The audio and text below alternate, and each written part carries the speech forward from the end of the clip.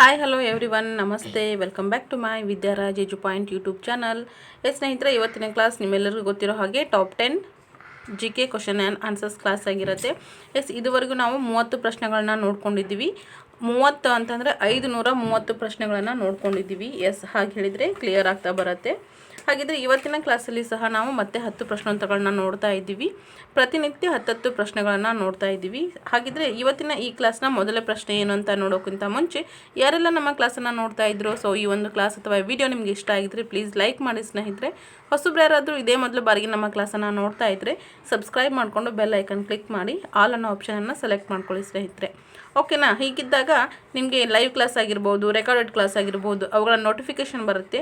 So ನೀವು ಆಗಿಂದಾಗಲೇ ನಮ್ಮ ಕ್ಲಾಸ್ಗೆ ಜಾಯ್ನ್ ಆಗ್ತಾ ಬರ್ಬೋದು. ಹಾಗಿದ್ರೆ ಇವತ್ತಿನ ಈ ಕ್ಲಾಸ್ನ ಮೊದಲ ಪ್ರಶ್ನೆ 31ನೇ ಪ್ರಶ್ನೆ. ಪನಾಮ ಕಾಲುವೆಯಿಂದ ಯಾವ 2 ಖಂಡಗಳು ಬೇರ್ಪಡುತ್ತವೆ ಅಂತಕ್ಕಂಥದ್ದು. ಪನಾಮ ಕಾಲುವೆಯಿಂದ ಯಾವ 2 ಖಂಡಗಳು ಬೇರ್ಪಡುತ್ತವೆ?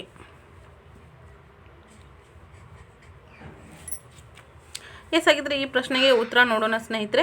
ಉತ್ತರ ಅಮೆರಿಕ ಮತ್ತು ದಕ್ಷಿಣ ಅಮೆರಿಕ, ಓಕೆ, ಈ 2 ಖಂಡಗಳ ಒಂದು ನಡುವೆ ಪನಾಮ ಕಾಲುವೆ ಇರುತ್ತೆ. ಸೊ ಪನಾಮ ಕಾಲುವೆಯಿಂದ ಉತ್ತರ ಅಮೆರಿಕ ಮತ್ತು ದಕ್ಷಿಣ ಅಮೆರಿಕ 2 ಖಂಡಗಳು ಏನಾಗುತ್ತೆ, ಬೇರ್ಪಡುತ್ತೆ ಅಂತಕ್ಕಂಥದ್ದನ್ನು ಗಮನಿಸ್ಕೊತೀವಿ. ಹಾಗಿದ್ರೆ ಈ ಒಂದು ಕ್ಲಾಸ್ನ 2ನೇ ಪ್ರಶ್ನೆ ನೋಡೋಣ. 32ನೇ ಪ್ರಶ್ನೆ. ಕುದುರೆಮುಖ ರಾಷ್ಟ್ರೀಯ ಉದ್ಯಾನವನ ಎಲ್ಲಿದೆ?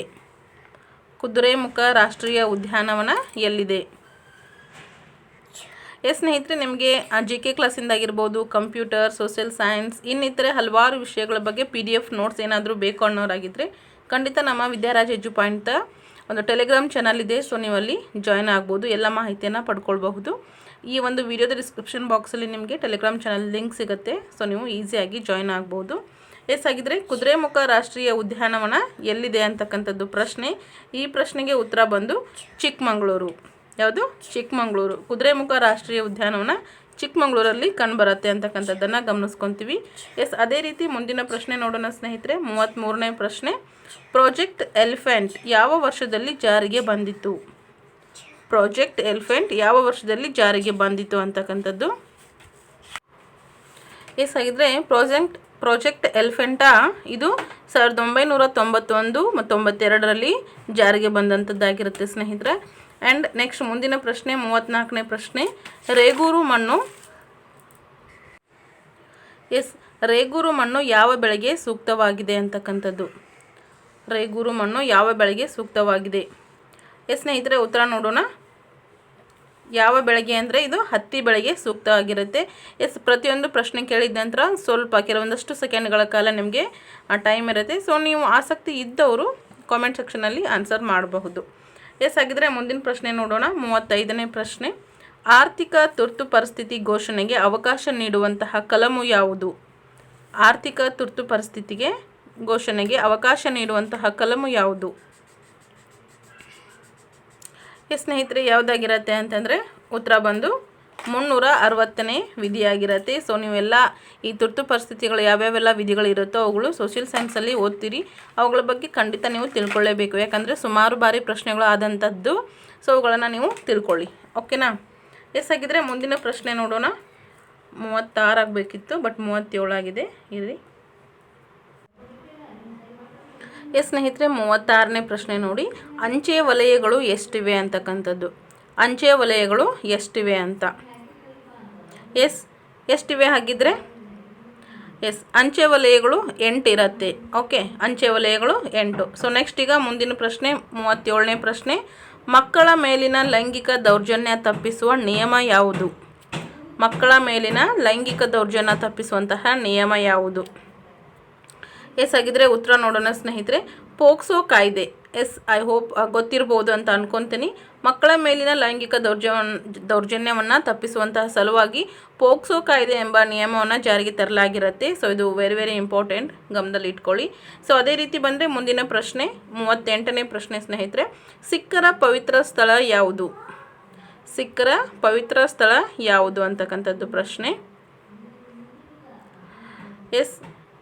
ಕ್ಲಾಸನ್ನು ನೋಡ್ತಾ ಇರೋರು ಪ್ಲೀಸ್ ಲೈಕ್ ಮಾಡ್ತಾ ಕ್ಲಾಸನ್ನು ನೋಡಿ. ಓಕೆನಾ? ಉತ್ತರ ನೋಡೋಣ ಬನ್ನಿ ಸ್ನೇಹಿತರೆ. ಗುರುದ್ವಾರ. ಸಿಖ್ಖರ ಪವಿತ್ರ ಸ್ಥಳ ಬಂದು ಗುರುದ್ವಾರ ಆಗಿರುತ್ತೆ. ಆ್ಯಂಡ್ ನೆಕ್ಸ್ಟ್ ಮುಂದಿನ ಪ್ರಶ್ನೆ ನೋಡ್ಕೊಳ್ಳೋಣ. 39ನೇ ಪ್ರಶ್ನೆ.